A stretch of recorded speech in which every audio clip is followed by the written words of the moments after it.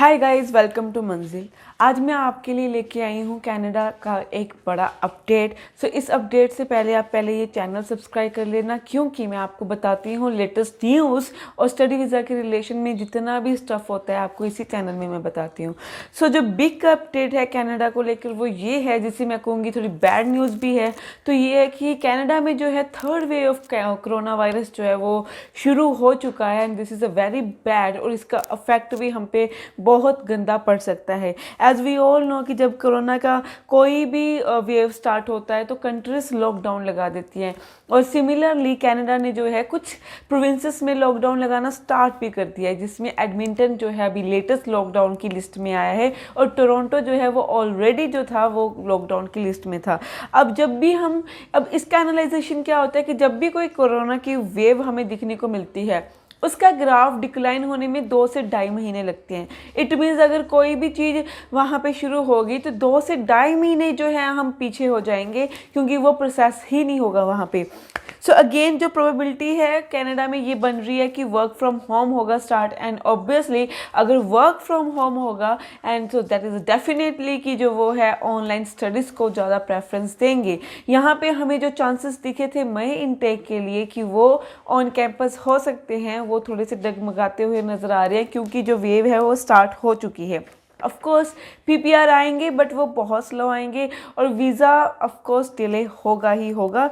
यहाँ पे मैं उन बच्चों को एडवाइस देना चाहती हूँ जो बच्चे सितंबर इनटेक के लिए अप्लाई करना चाहते हैं। गाइज बी हरी अप, क्योंकि इससे पहले कोई ऐसा न्यूज़ आए, कोई ऐसा अपडेट आए जिसकी वजह से हमारी फाइलिंग में भी प्रॉब्लम हो जाए तो वो हमें बहुत एडवर्स इफेक्ट देगा, क्योंकि अल्टीमेटली जो है वो गैप बढ़ेगा ही बढ़ेगा। और यहाँ पे मैं आपको एक बात क्लियर कर दूँ, 2019 का जो गैप था कनाडा सिर्फ उसे कंसिडर कर रहा है एज ए कोरोना पेंडेमिक। उसके बाद जो भी गैप होगा वो नहीं होगा, क्योंकि गवर्नमेंट के पास एक वैलिड रीज़न है कि आपको इतना टाइम दिया था आपकी फाइलिंग के लिए, आपने तब क्यों नहीं अप्लाई किया।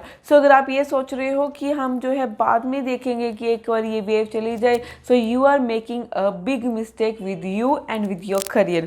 साथ ही साथ मैं आपको ये बताना चाहती हूँ कि जब कोविड हमारा स्टार्ट हुआ था उसके बाद जब जो प्रोसेसिंग टाइम था वो 36 वीक का हो गया था, जो कि कम होते होते 8 से 9 वीक का रह गया था। तभी हमें एक बहुत ही अच्छी या फास्ट रैपिड स्पीड में जो रिजल्ट्स देखने को मिले थे, पर अभी जो दिख रहा है दोबारा डिले होने की बहुत चांसेस हैं, जिसकी वजह से जो है अपकमिंग वीक में स्पेशली नेक्स्ट मंथ से इसके इफेक्ट शुरू होंगे।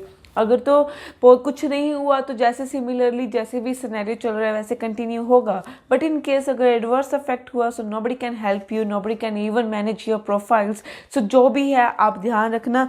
यहाँ पे एक एडवाइस मैं इसलिए दे रही हूँ, आपको रिक्वेस्ट इसलिए कर रही हूँ क्योंकि फॉर एग्जाम्पल राइट नाउ जो स्टैंपिंग को जो टाइम लग रहा है बी वेरी फ्रैंकली 1 से 1.5 महीने का लग रहा है, और जो बच्चे फाइल लगा चुके हैं उनको इस बात का पता है, बट जो बच्चे नहीं लगा चुके क्योंकि उनके भी फाइल ही लॉन्च नहीं हुई तो वो स्टैंपिंग के बारे में नहीं सोचेंगे। तो यहाँ पे मैं आपको बहुत क्लियर कर एक एडवर्सरी देना चाहती हूँ कि स्टैंपिंग को जो है वो 1 से 1.5 महीना लगेगा। इन केस अगर आप जो है सितंबर इनटेक के लिए अप्लाई कर रहे हो तो आपको जो है अगस्त में आपकी स्टैंपिंग लगेगी, वो भी मैं ये कहूँ कि अगस्त की स्टार्टिंग में जो है आपकी स्टैंपिंग होनी चाहिए, सो दैट आप जो सितंबर इनटेक के लिए एलिजिबल हो जाओ। अगस्त में आपकी स्टैंपिंग के अगर आप करना चाहते हो तो उससे 3 से 4 महीने जो है एटलीस्ट प्रोसेसिंग टाइम को लगेगा। It means this is the right time to apply for September intake. जो लोग अभी भी माइंड को प्रेप कर रहे हैं, प्रिपेयर कर रहे हैं कि हमने अप्लाई करना है या नहीं करना है या डेफर करना है, उनको यहाँ पे मैं क्लियर कट बता देती हूँ, मई इनटेक इज़ ऑलमोस्ट गॉन। और फिर भी कुछ ऐसी प्रोविंसेस होती हैं जैसे नोवा स्कोशिया हो गया, विनीपेग हो गया, तो यहाँ पे क्या होता है कि ये बहुत ही एक कंट्री साइड हम लगा लेते हैं, छोटे शहर होते हैं, तो यहाँ पे फिर भी वैकेंसी होती है जिन बच्चों ने भी जाना है तो यहाँ पे आपको सीट मिल सकती है। वो भी आपको पता करना पड़ेगा कि मई इनटेक के लिए अवेलेबल है या नहीं है।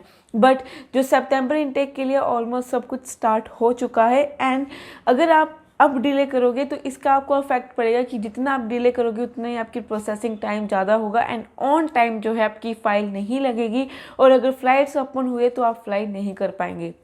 फर्स्ट ये, और ये तब होगा अगर सब कुछ नॉर्मल हुआ। बट जैसे कि मैंने आपको कहा कि थर्ड वेव इंट्रोड्यूस हो चुकी है और इंडिया में सेकंड वेव जो है वो चल रही है, तो इंडिया में भी जो स्पीड है वो बहुत कम है और कनाडा में भी स्पीड जो है वो बहुत कम है। एंड मैंने आपको लास्ट वीडियो में ये भी बताया था कि सिर्फ क्यूबेक की 10,000 फाइल पेंडिंग पड़ी है। उस हिसाब से आप जो है एनालाइज कर लीजिए कि फुली जो कनाडा का जो पेंडिंग सिस्टम है वो कितना होगा। अभी सिर्फ स्टडी की मैं बात कर रही हूँ, स्टडी वीज़ा की बात कर रही हूँ। और आप अगर देखिए जिन बच्चों ने स्पाउस पे जाना था या जिन्होंने टूरिस्ट पे जाना था, उनकी टर्न कब आएगी we can't say, we can't analyse. But जो बच्चे सितंबर इनटेक के लिए लगाना चाहते थे, तो this is the right time. अगर आप डिले करोगे और थर्ड वेव के कारण अगर प्रोसेसिंग स्लो हुई, तो आप जो है नेक्स्ट इनटेक के लिए जो 2020 जनवरी इनटेक के लिए ही एलिजिबल हो पाओगे, आपको सितंबर इनटेक के लिए एलिजिबिलिटी नहीं मिलेगी।